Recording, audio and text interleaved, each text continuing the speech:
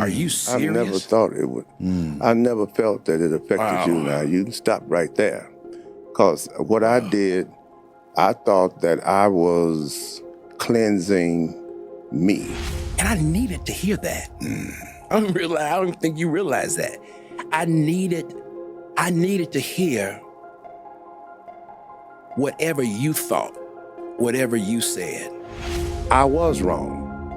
You know, I should have been more sensitive to what you were about and what you were going through and what your expectations were of me.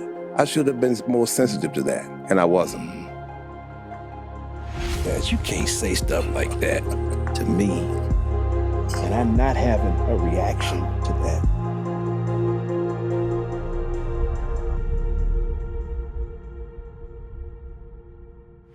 Ladies and gentlemen, we have an incredible conversation today.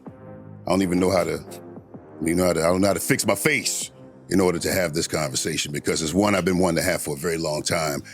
My good friend, well, I would say my best friend, Jasper Williams III is in the building with me. What up, boss? Hey, man, you didn't do it. No, because I won't play around. I won't play around at the presence of a king. We're in a minute. Let me just say, I honor that. I honor that title. I feel and see you as the same.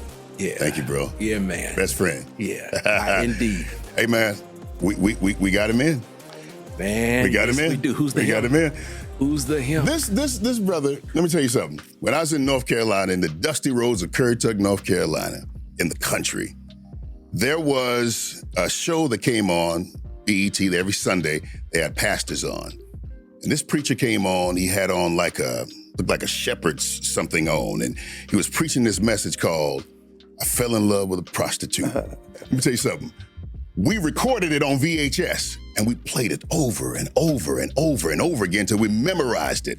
He's in the building today. He's a legend. He's a giant. And I'm so proud to have this conversation with him. Ladies and gentlemen, I don't know if you're going to clap your hands when I say this, but I hope you do. Put your hands together for this dude, this king, this titan, Jasper Williams II.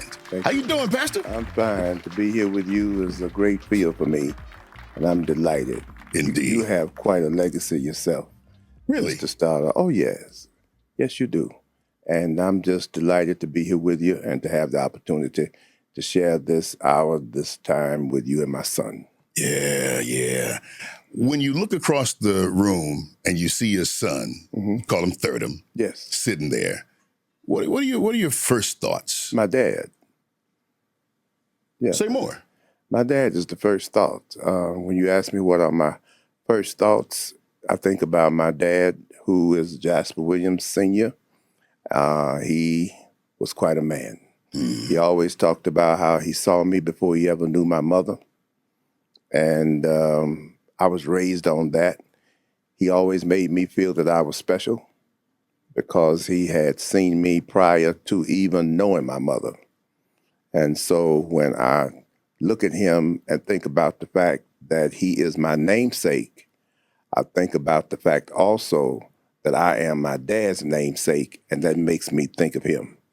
Wow. Yes. So your dad said he knew you or saw you before he even met your mother. That's right. So in other words, it was like he in the spirit he saw you. That's right. Like God gave him a vision that he was going to have a son and that his son would be a great preacher and that his son would be a world's wonder as a preacher. I was raised on that.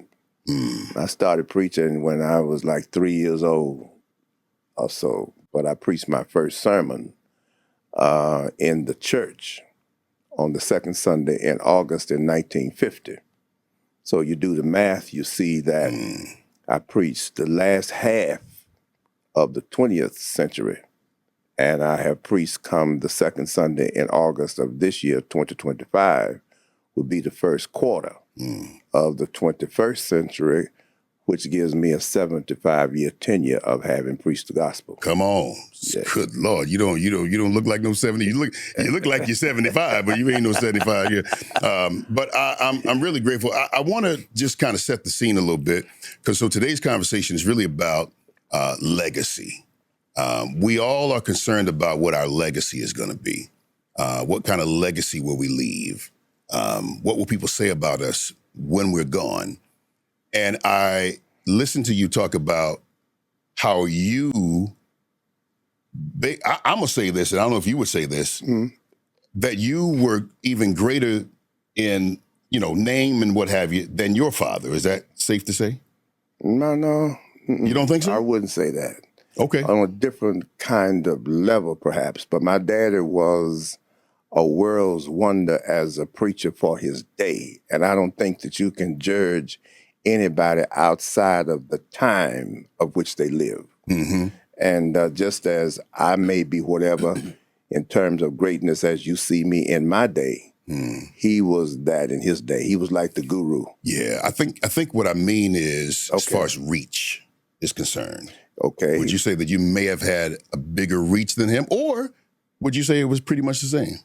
Well, his reach, he covered the whole Mid-South. When he was on a 50,000 watt radio station at that time, you couldn't be any bigger than he was. Was it LOK or DIA?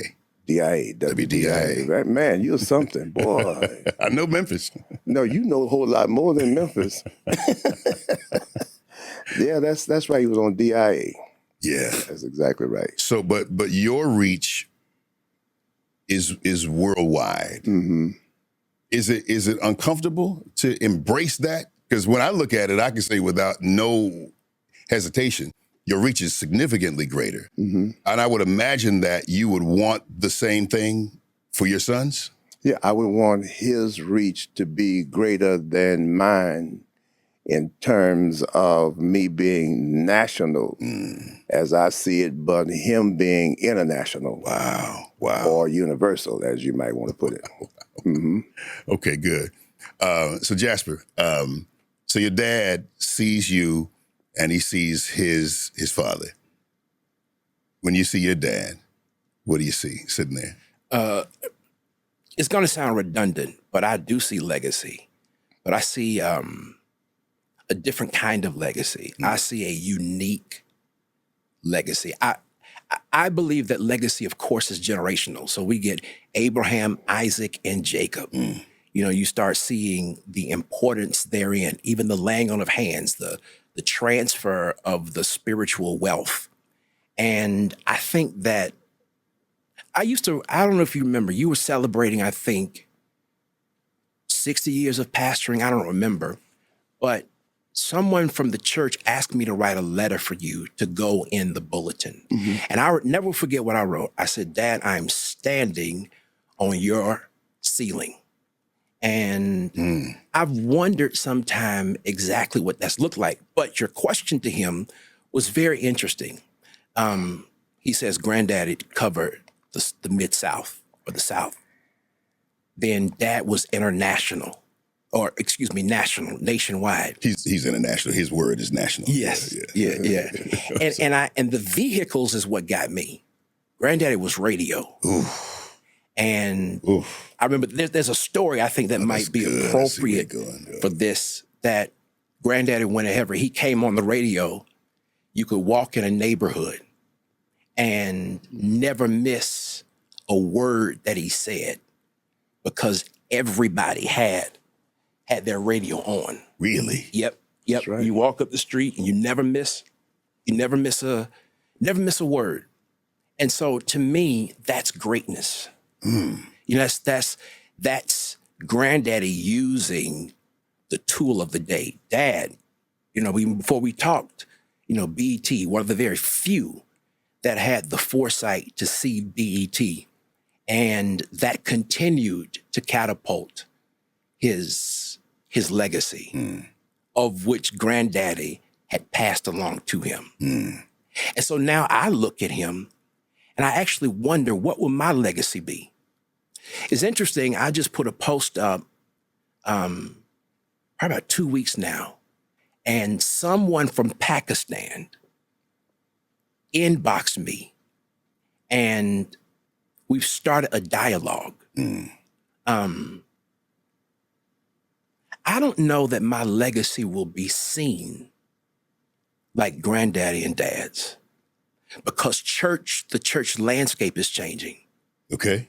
Yeah, and so, but I believe that my reach will be as significant as dad and granddad. Mine, I believe, is just coming at a different season. And so now granddaddy used radio, dad used TV. I've got social media and the internet. And the internet, yeah. And I'm working hard to leverage that and to take advantage of that. I know greatness is in me. Yeah. I absolutely am convinced that greatness is in me because of him and our generational line, my granddaddy. My grandmother, I don't preach like that, but grandmama used to say, I can go to some clips now. Don't do that. I can go to some clips. Nobody preaches like that. Well, that's true too. Poor invitations. But when I finished preaching my first sermon, grandmama stood up. She says, just like Rev. JW, he gonna be a crying preacher. Ooh. I cried my whole sermon. Did you? Oh, yeah. Your initial sermon, My first sermon. I was 9 years old. And granddaddy was a very sensitive, emotional man when it came down to preaching. But if I can cut across. Please don't. One thing that I detected about you that I know my dad had was the ability to preach on the spot if you needed to. Yeah. You know, like when we were in church one time, I can't remember what was going on, but surprisingly, the situation called for a brief word, and you were sitting right next to me. And when they asked about preaching, I touched you. I said, "Who's going to preach?" You said, "I'll do it." I said, "You can do it now?" You said, "Yeah." And you got up and was as though it had been pre-planned for months. That was on the spot. Now, my daddy, my Uncle Buddy, my son Joe, I could do that. Now, I don't know where you got that from. It's somewhere embedded in those genes. But that goes to the element of greatness that all of us have that cannot be passed. That's good, Dad. From one generation to another, that you have to seize and see at the moment. That's good. That the opportunity is presented. What I think is interesting, though, because again, I've exhaustively enjoyed your ministry because there's a certain way you talk, a vibrato that you have, the way you do your hands when you preach. Okay. When you're hooping. Yeah. Patting that foot. Yeah. You know? And he noticed, he laughed at me, but that's okay. I saw you do this one time and it was a wrap. You after you finished preaching, slayed the whole building.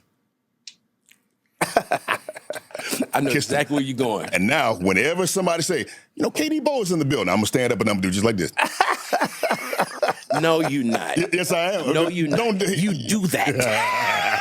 You just not going to. That's all right, KD. Thank you for that. But I think that there's a certain regality that y'all have, the Williams, whether it's how you speak, how you preach, it's in your tone, it's in the touch that you have. I think that level of greatness has passed to different generations. However, to your point, it's all different. Yes. I don't know Uncle Buddy. I've never have I met Uncle Buddy? No. I don't know your dad. Yes. But I've never heard him preach. But I can only imagine that I have, in a sense, because I've heard you preach, and I heard Joe preach, yes, and I heard you preach. So there's something in the spiritual DNA. I just want to ask you what it is, and I don't know if you don't have an answer to that makes it so unique. Well, I think you've hit on something. It's something that you can't say what it is. It's you, and that's why it's DNA, deoxyribonucleic acid. I think I don't know, but it sounds about right. Is the reason for the acronym, and everybody has that. It is that specific something that makes you that no one else has.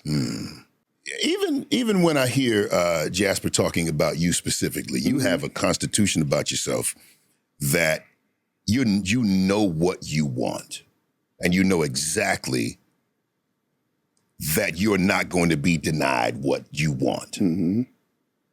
He's got a little bit of that too. Right. got a little bit of it. I listen to him. Sometimes I'm talking to him on the phone. Yes. I be like, hey, you look like your dad. And start laughing. Yeah. Where did that come from? That determination, that moxie, so to speak? I can't say where it comes from because I don't really know. But I know that God gives us all something that makes us different from everyone else, that no one else can have but us. I know Jasper told me, no. Jasper told me, and I heard you talking about it in a message one time, that you, when you started preaching at a really young age, you kind of took the nation by storm, or the region by storm. Mm-hmm. What was it that made you say, I want to be a man of God, I want to be a preacher? Did somebody say that you were going to be that, or did you hear God say it? I know what you said to your father because you said it, but can you tell that story? Well, I don't think that being called to preach is anything that you have to hear or anything that somebody says about you. It's something I had to do. And sometimes the real calling comes from the process of doing the do. You know what I'm saying? You don't really know what it is. Whatever the element of greatness was that was seen in me in the earlier years, I can't tell you what it was. When we talk about legacy, do you think that your dad would have loved for you to kind of step into that role and just let him get a chance to retire? Or if that's what he did? You're right on it. That's exactly what he wanted. Really? He wanted me to come to Atlanta, go to Morehouse to be educated, get a master's in theology, come back home and be co-pastor with him. Really? That was the plan. And for you to say that, there again, I see you in a different light. You got special on you, you don't even know. I appreciate it. You really do. I appreciate it. And so, but see, that's what my dad wanted. But I didn't want that. I wanted to leave home and get my own church. Really? Yes. Can you tell me why? Because I wanted to be my own man. I couldn't stay home and live under him. That's why I couldn't get mad with him when he wanted to leave my ministry, because I understood. You know, I knew that it was something on the inside of him that was making him want to go. And the worst thing that I could do was to stop him. So You think he wanted to go? whether he wanted to or didn't, he told me he had to start his ministry. And I was not going to deny that. That's good. Wow. And that speaks to you. And I mean, this is an incredible dude here. I mean, that's what I've come to know, but this is your son. But for you to allow that to happen, it speaks a lot about you. And I can go there a little bit more. But let me ask you this. Did you want to go? No. I did not want to leave Salem. So the difference is that you wanted to be your own man, your own church. You didn't want to, but you what? I heard God. I heard God tell me that my assignment was up. I don't know if you know this, but it took me, only Alicia knew, it took me almost a month to talk to you. Really? When I heard God say that, I wrestled and wrestled and wrestled and wrestled. That was my best friend. You my best friend now. That was my best friend. I still feel like there are components of that. Your best friend? Yes. I just want to make sure. You never said it. All right, ladies and gentlemen, y'all heard it. Go ahead. And man, me and Dad were tight. You saw him, you saw me. That's right. That sermon I was telling you about, that I saw you in Detroit, I'm on it. I'm sitting right over your right shoulder in the choir stand. There are preachers and everything there. And you always did that. Whenever I walked in with you, you make somebody give up your seat, give up their seat. And that's what me and Dad were. I wanted to be with Dad so much that I went through college with no credits. Into my freshman year at University of Georgia, I didn't have enough credits to be a sophomore. And I still graduated in less than 3 years because my wish and desire was to come along and to help Dad and to be in ministry with him. So to answer the question, no, I didn't want to go. But I know that I knew there was no such thing as partial obedience. So what's interesting to me, bro, is that God didn't, he didn't tell you what was about to happen. You're working this hard to get back to Dad. Uh-huh. And he didn't tell you, he didn't give you an inkling that he was about to flip things up a little later on. Nope. And actually when he spoke, I didn't know what it was. Me and Alicia were doing a lot of couples ministry. We were doing stuff for 102.5. We were doing cruises for 103 Joyce Littell. We were doing stuff with senators that were being invited. Oh, wow. We were co-presenters. Bishop Joseph Walker, presiding bishop at Full Gospel Now, he would bring us in, and Kevin Adams. I mean, it was starting to catch hold. And so I didn't know if God was if the anointing and the blessing was to be there, or if the anointing and blessing was going to be in starting a church. I did not know when I told him. You remember you told I remember when I told you we met on a Monday when nobody was at church, and I called you that morning. I said, Dad, I got to talk to you. Well, all right. Well, first of all, he mocks you. So the way he mocks you, I mean, it tears me up every time. He sounds just like you. Go ahead, man. I'm sorry. Well, let me see. I'm at home now. You want to meet at the church? I said, that's fine, Dad. Well, what time? You tell me, Dad. And when I told him what the Lord was saying to me, he leaned over. Dad has his way of popping his knuckles. Mm-hmm. I'm going to help you. I'm going to help you find your way. Really? Mm-hmm. He sure did. Wow. So when you remember saying that? Vaguely. Okay, because I'm thinking, because you say it, this is the first time you're hearing it. Mm-hmm. And you just said, not, hey, son, stay. Because you heard no, it was God. And I get that. We covered that. But you said, I'm going to help you. Is that what you wanted to say? No, I wanted him to be with me. I had it all laid out. Man, wow. No, I didn't want him to go. Wow. By no means. I wanted him to stay.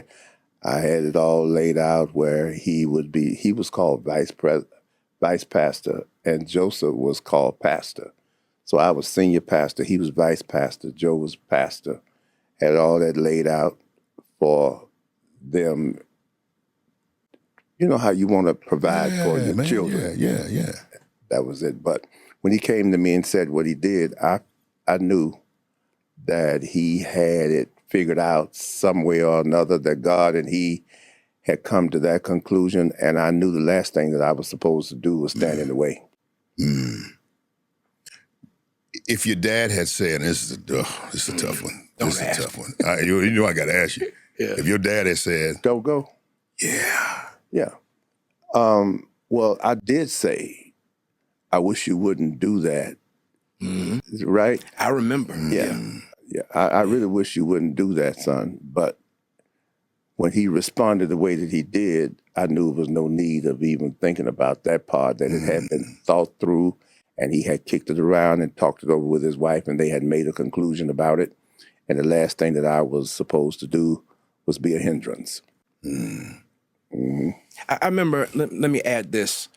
I remember that in my growth into manhood, even since we started the church, first, there's nobody I'm more intimidated by than you. Okay. And I think that whenever I'm around you, that there's this part of me that reverts to the young man, the boy, even as the vice pastor, because your presence is so big and there's something on your voice. And I've seen you get upset and mad with people. And there's there's nobody I can think of that I revere more than you. And so when Can I pause for a second? Yeah. He's absolutely telling the truth. I saw a video of you guys interaction one time. I don't even know what the video was, but I saw a video of y'all interaction. And I said, Jasper, bro, you're like a kid. He said, what you mean? Bro, you I'm like in front of your dad. You like a whole kid. You don't see that? Well, maybe I do. He saw it. He didn't want to tell me he saw it. I see. And I just think that I want to echo that. I understand. Your personality is so big and capacious and just, it's not in a bad way, I understand. but it's just awe-inspiring. I don't want to sound like I'm fanning out here, but I want to give you your flowers while you're here, because when I'm with him and I'm talking about you, oh yeah, man, we sound just like we both fans. But anyway, go ahead. Just finish what you're saying. Yeah, so there was a time that I knew I had to have a conversation with him. And it came from, so I've expressed clearly my love for Dad today. And I've heard Dad express his love for me. He just said, I didn't want him to go. That we had it all figured out. In that, so I'm gonna say two things. So one is him letting me leave, but the other thing is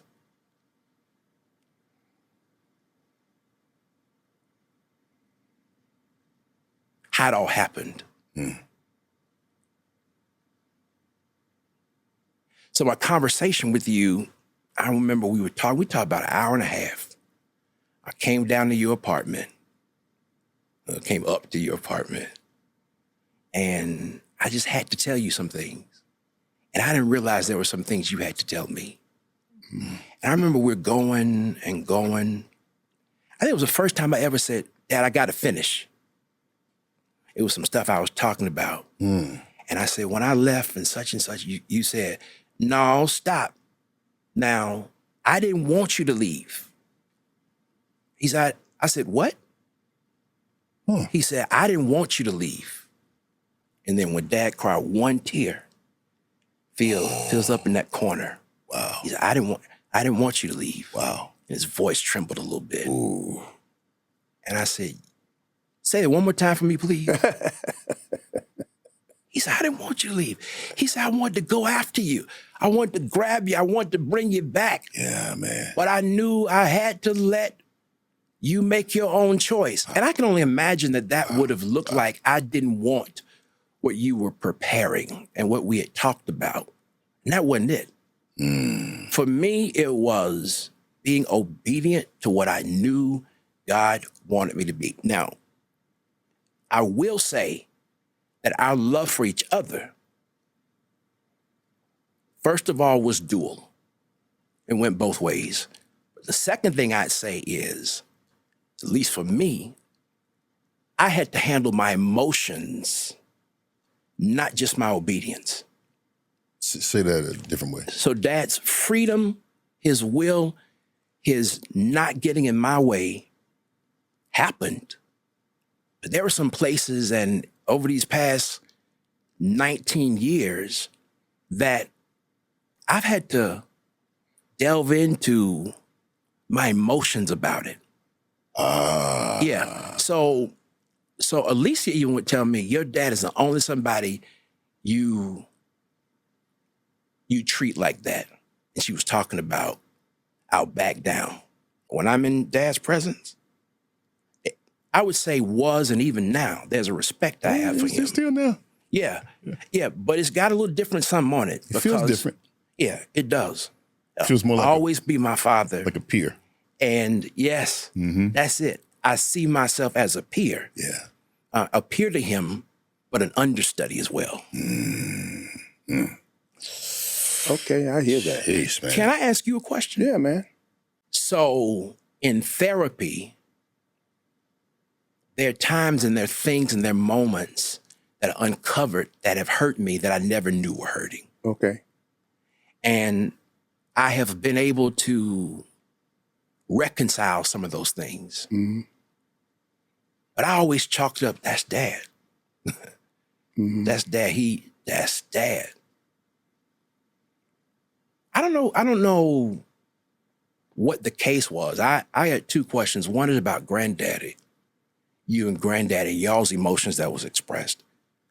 But since I left, this could be putting you on the spot. Mm-hmm. Since I left, over the time, how did he, I've never asked you this, how were you affected in your heart, in your emotions? Was it something that you had to get over? Was it something that, I don't know, I think that's the question. How were you affected? Well, I don't know how I was affected. I just knew that I had to keep preaching. Mm-hmm. I always was raised and felt that anything that happens in life, I preach my way out. Mm-hmm. So the biggest hurt of my life, when my son left what I thought I had in place for him, the only thing I knew to do was to preach my way out. Mm-hmm. And that's all I did. I knew that if anything come up in your life and you needed me, I was supposed to be there. That if I had a dime, you had it. You could never ask me for nothing and I never would respond. And so hurt or no hurt, all I knew, preach my way out. Mm-hmm. And so when you left that day, I began to think about what I needed to do. And so I fixed it where the people could see me telling them that you were no longer going to be there when they got to church the next Sunday, Mm-hmm. on the video in the vestibule lobby of the church. Mm-hmm. And just went on, preached. Mm-hmm. But not because I didn't miss you. Mm-hmm. You know, I just felt I was doing what I had to do to allow you to be and do what you needed to do and be. Mm-hmm. Do you see any dynamics between me leaving? Oh, that's interesting. I always say I've been saying I left you and not Salem. Mm-hmm. It's two different entities. That just hit.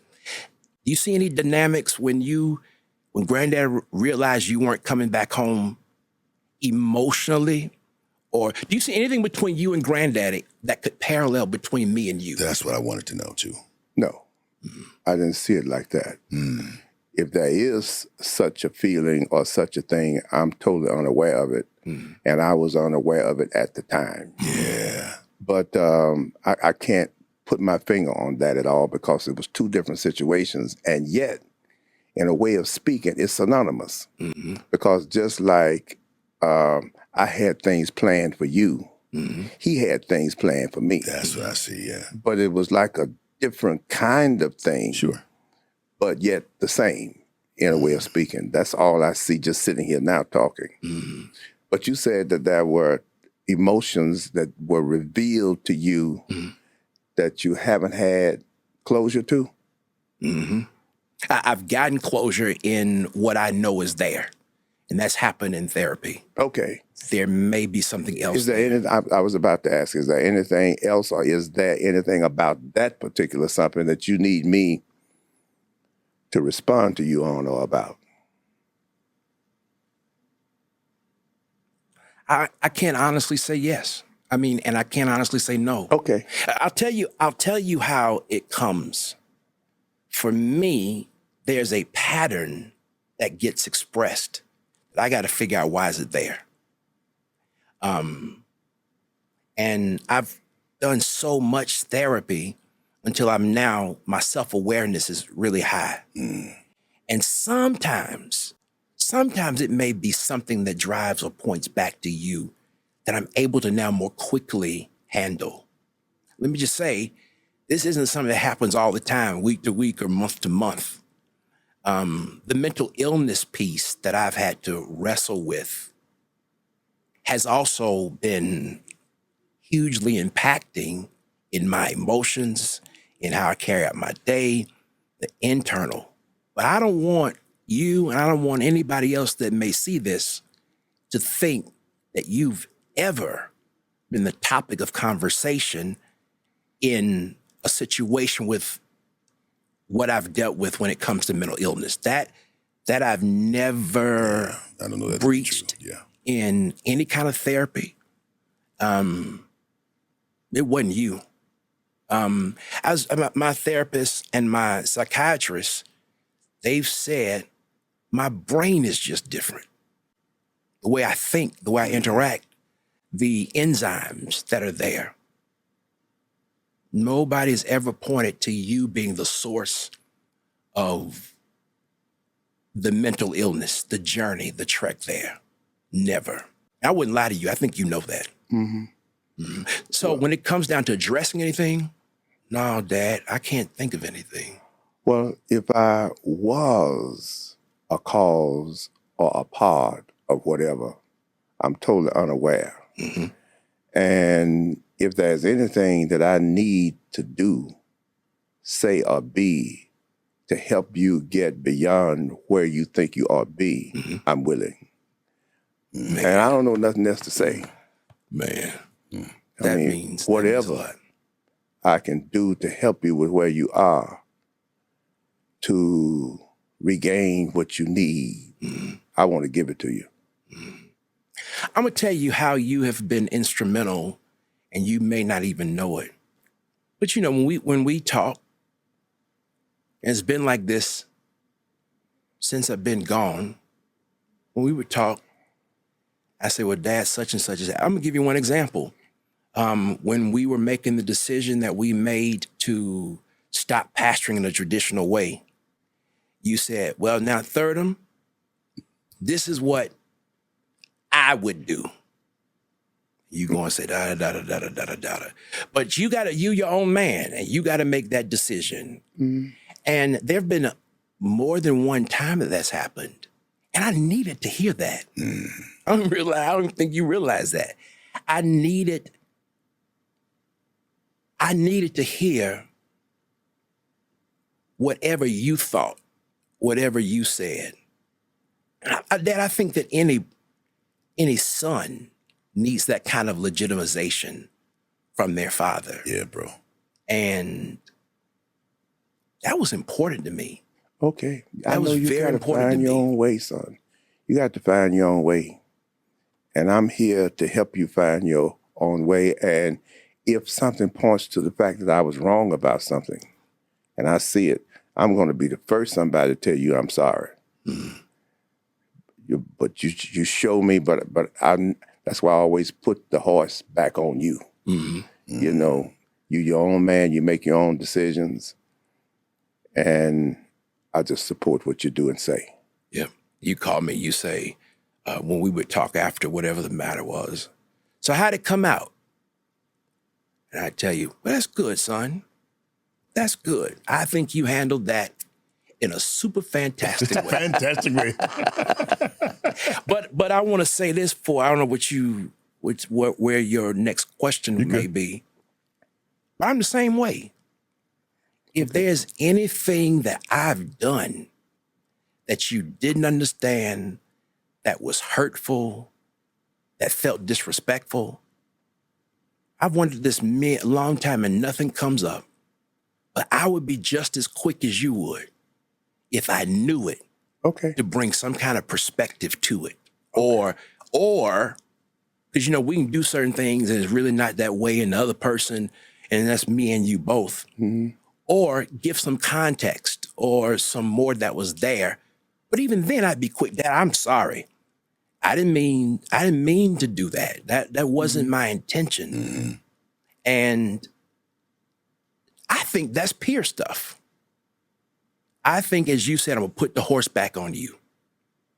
I think me saying that to you, I don't know that once upon a time that I would have been able to own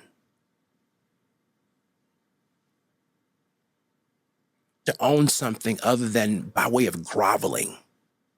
Ooh. Do you know what I mean? No. Dad, please, Dad. I didn't mean it. please, I really want, if you say I'm, a groveling sense to try to rectify it. Now it's like, let's talk about it. And if you don't hear it, I imagine you the same way with me. If I didn't hear it, all right. You're always my father. Mm-hmm. And I always love you. And I can always respect you. Do you feel you need to ask me something on the other side of what you're saying? Let me think.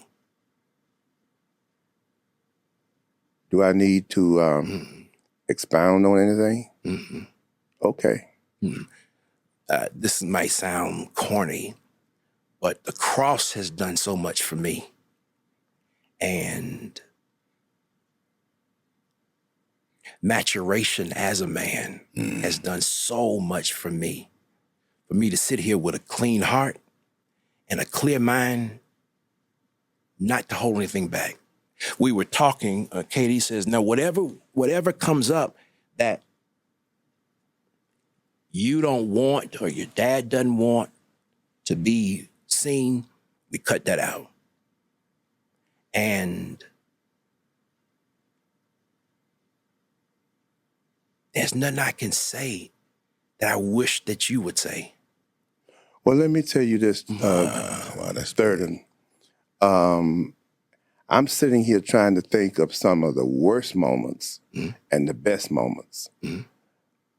The best moment that I had that you probably would never guess in a million years. All right. Was when I was in treatment for drugs.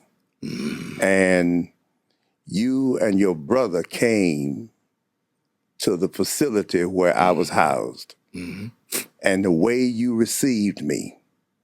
Are you serious? I knew you never would have thought that. No. The way that you received me and the way your brother received me. Ooh. And neither one of you ever said a damn thing about feeling disappointed with me because I had let you all down being in treatment. That was the greatest moment of my fatherhood, of my fatherliness toward you all that I can remember. And looking at you now, I know you never thought that because you never paid it any attention.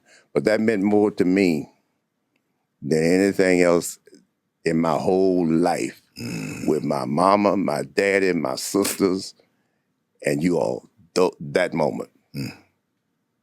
I knew then that you loved me. Dad, you can't say stuff like that to me. And I'm not having a reaction to that. First, because of the surprise behind it. But I never would have, I never could have, I don't think, judged you. And I think maybe it's because I've always just wanted to be there for you. I know. And even in my heart, there was no judgment. I know. That's what I'm telling you now. Yeah. I knew then that you all loved me, really loved me. I knew that from that moment. All right. So I ask you this as a follow-up. Okay. You mentioned about the drug addiction and treatment. Yes. You put it in your book. Simply Jasper. Wasn't that the title of your book? Which, by the way, you never gave me my copy. Okay, throw that out there too. All right. Because you promised it to me. I got it at home. There have been some things you promised me. Well. We're not talking about them. We're talking about this. Yes. All right. You were very detailed about your life. Why wouldn't you tell me that? Why wouldn't you give me a heads up about that? Tell you a heads up about what? About what you were going to write, what you were chronicling, because I feel like it affected me as well. As your son, I can't say you were supposed to do it the way I did, but if I ever wrote anything that I felt affected you, I would say, hey, I didn't look, think Dad, it affected you. Are you serious? I never thought it would. I never felt that it affected you. Now, you can stop right there. Because what I did, I thought that I was cleansing me. I never felt that it was an imposition on you or your brother. Bro, this is so good. This is so good. Never felt that. How did it impact you? That's what I want to know. Yeah, it's like I didn't know that the man that I loved, my father, had gone through this. And I don't think there would have been anything I could have done just because the era, my age, and even just who you are. Yeah. And so to be 40-something and to read that so surprisingly. I remember when you gave me the book, when I got the book, I was at the Acts conference. Okay. And you were releasing your book. And I got a copy of the book, got a couple of copies of the book. And man, I got to that point and I was like, huh? First, there was a respect I had that you would, I don't know, that I've always seen you literally try to get people, young preachers, not to walk down some of the roads that you've walked down. Mm-hmm. I remember the conventions when I was with you, you even apologized. I know the rings and the flash. Y'all don't need to do that. Really? I didn't know that I was making an impact on a generation, and I'm sorry. I remember you said that one time. So when it came down to me hearing about that, there was a sense of anger that I had. Why wouldn't he tell me? I mean, he didn't think this was going to impact me, or maybe I could have processed it with. I remember being angry with you about that. And Dad, God dog it, I think a lot of what I had to wait and spend time to address for myself has been, I'd say, that's just Dad. And I remember that was my conclusion about that. I got over it, and, that was just Dad. But it did make me mad. Okay. Not because you suffered it, but because I felt like I wasn't a part of your heart. I get it. That's what it was. I get You felt that you were close enough to me for me to share it with you, and I didn't. Yes. Is that what you're saying? Yes. Okay, I hear you. Mm-hmm. And I was feeling that at the time that I was going through it, that this was something I wouldn't want to put on my sons. Mm-hmm. That this was something I had to get over on my own. I got into this on my own. I need to get out of it if I can on my own. Mm-hmm. And I never thought about it being a repercussion on you and or your brother at all. Mm-hmm. See, and perhaps that's where I was wrong, And I see that now, the fact that you're saying what you're saying, how I was wrong, I should have been more sensitive to what you were about and what you were going through and what your expectations were of me. I should have been more sensitive to that, and I wasn't. And it's too damn bad that right here, right now, all I can say is forgive me, because I really didn't know. Done. I really didn't know. Done. I appreciate you saying that, but done. Okay. Thank you. I can just sit here for 1 minute. Yeah, man, please.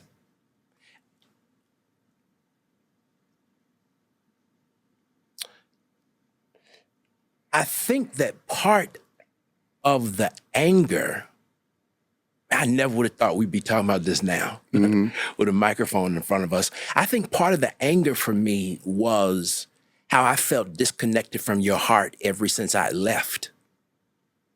And that, not that you weren't supposed, it's your life. You can say whatever you want to say about your life. But I think more, as I sit here, it was more about me having missed some we would have strategized on or talked about. And I think part of it was because I felt excommunicated from your heart. No, I didn't never feel that way, son. I never, since we're going to be real, Please. I felt that my shit was my shit. You understand what I'm saying? Never wanted to put you in it. You know, it was my way of trying to protect you and your brother. And now as I sit here and listen to you, instead of protecting you, I was hurting you. But I was totally unaware. Yes, I see that. Totally unaware. If I had thought that talking to you about it prior to releasing it would have been an issue to you, I never would have done that. I would have done it totally another way. Wow. That's just been you, Dad. You know, quick to see where you could have recalibrated repercussions. I remember even when you and Mom divorced, you immediately got me a therapist. And you said, because I know he cannot make this without Help. it affecting him. Yes. And shucks, I was 12, I think, somewhere around that time, 11 to 13, when you and Mom got divorced. So I know you would have done it. Yeah. You know, because all you've ever wanted from me and Joe was the best. Yes. That means a lot for you to apologize and give me even perspective on it. Okay. Yeah. And thank you. And forgiven. Okay, thank you, Yeah. sir. Yes, All right. forgiven. You know, I see I called you a Titan earlier, and I mean that. Yeah, I see a Titan sitting in front of me. And that Titan carries the world on his shoulders, on his back, and he does an incredible job doing so. But I'm gonna say this. I'm sitting here thinking about if Jasper, Thirdum, I don't call you Thirdum, but we'll do that, was going through something, and for whatever reason he didn't tell me what was going on. I get what he's saying. I would feel some type of way, because my love is the kind of love that says, I'm showing my love to you by helping carry some of that. You don't have to carry it on your own. Yeah, but this is my stuff. Yep. But when we create a covenant, that's my stuff too. It's our stuff. There you go. It was our stuff. So I get it, man. I so get it. And I understand you by saying, no, my stuff, I'm going to handle it. I got it. But I think this is a lesson for all of us, even you that's listening. You got people that love you, and if you let them in, no matter how filthy it is, no matter how bad it is, heavy it is, you let them in. Certain people, of course, not everybody. Yeah. Can't tell everybody. But you let selective people in, and you will feel a level of love by them just helping you and loving you by helping you. So, yeah. I get it. I didn't understand that part at first. That's where the healing comes. Come on.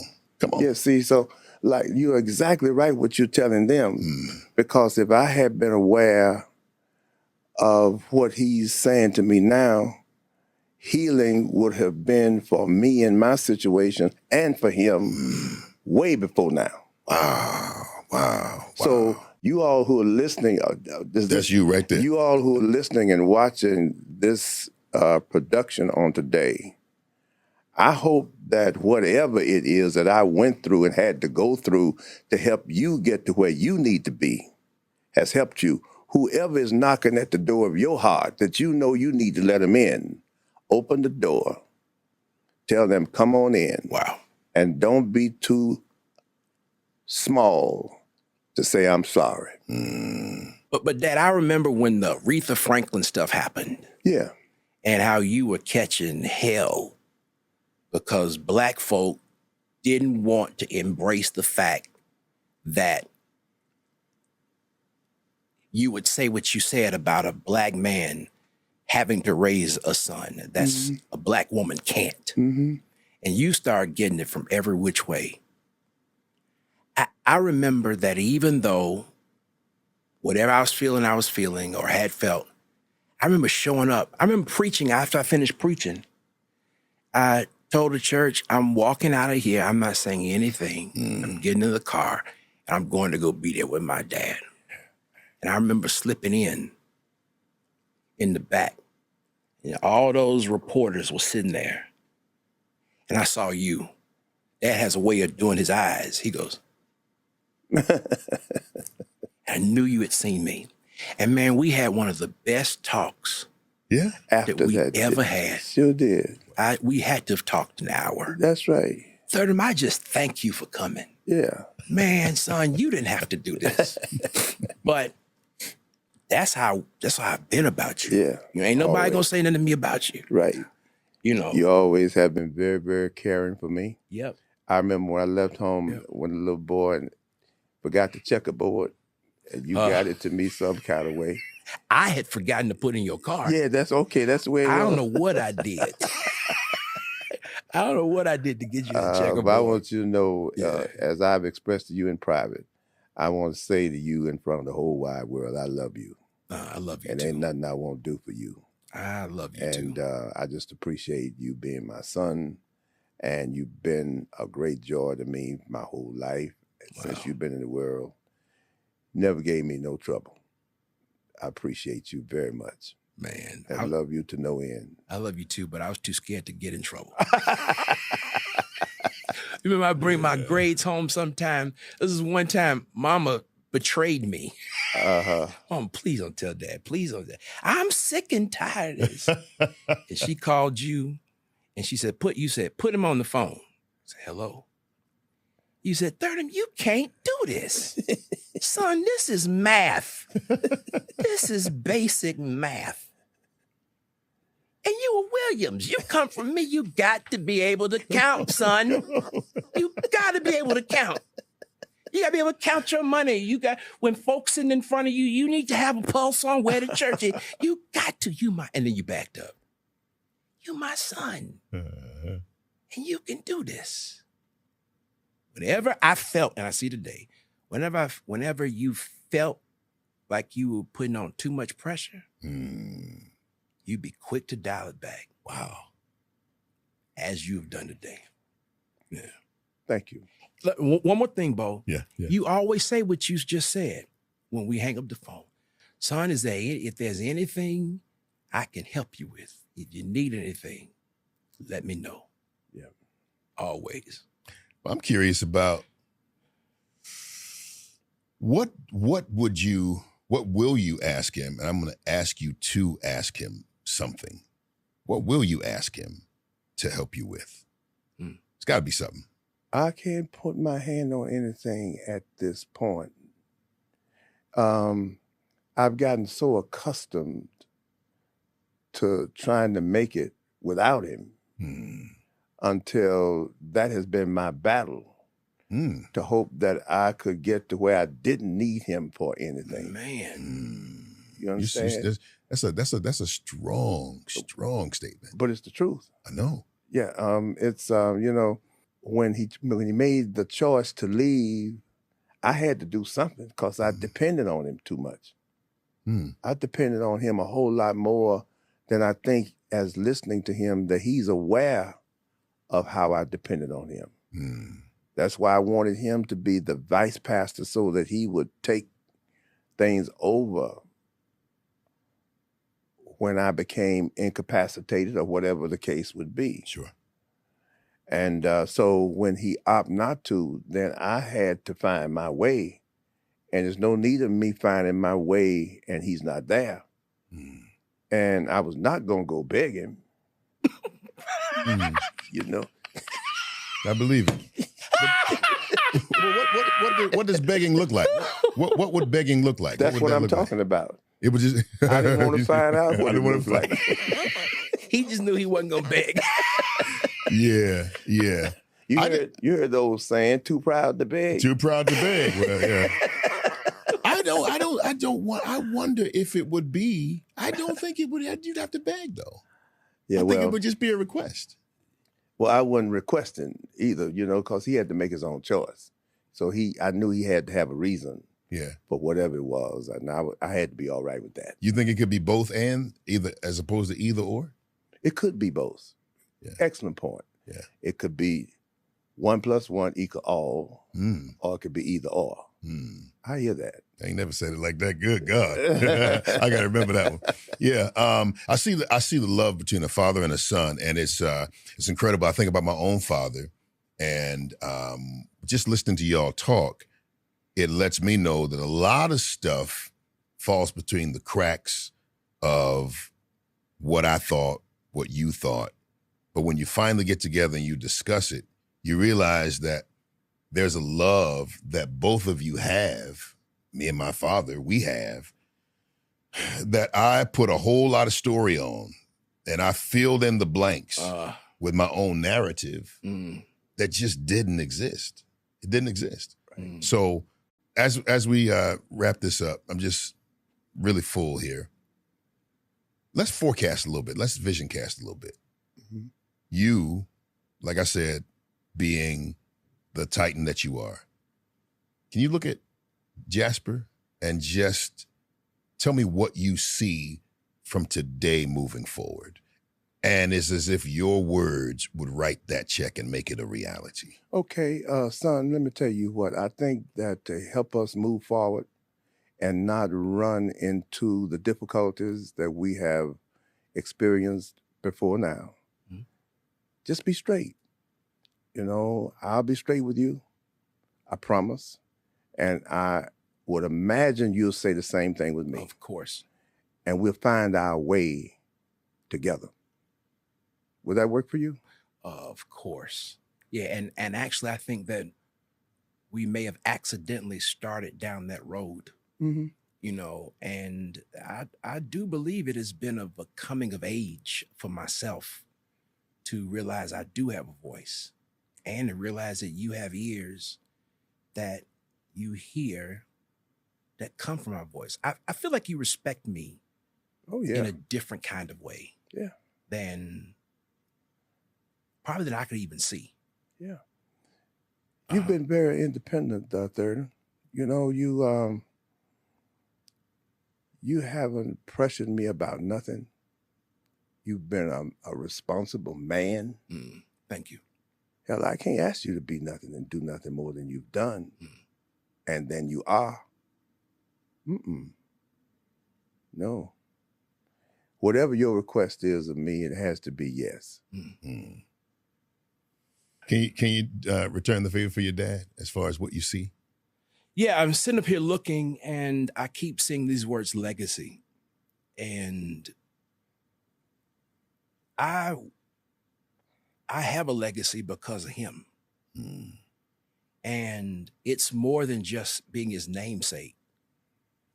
So my son, Jasper IV, better known as Quad, he's my namesake, but there have been my values and me and Alicia's values, and even my model as a man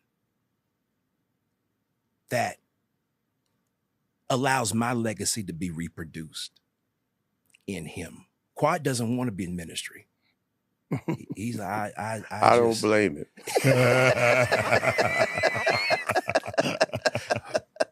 But he wants to be a pediatric surgeon.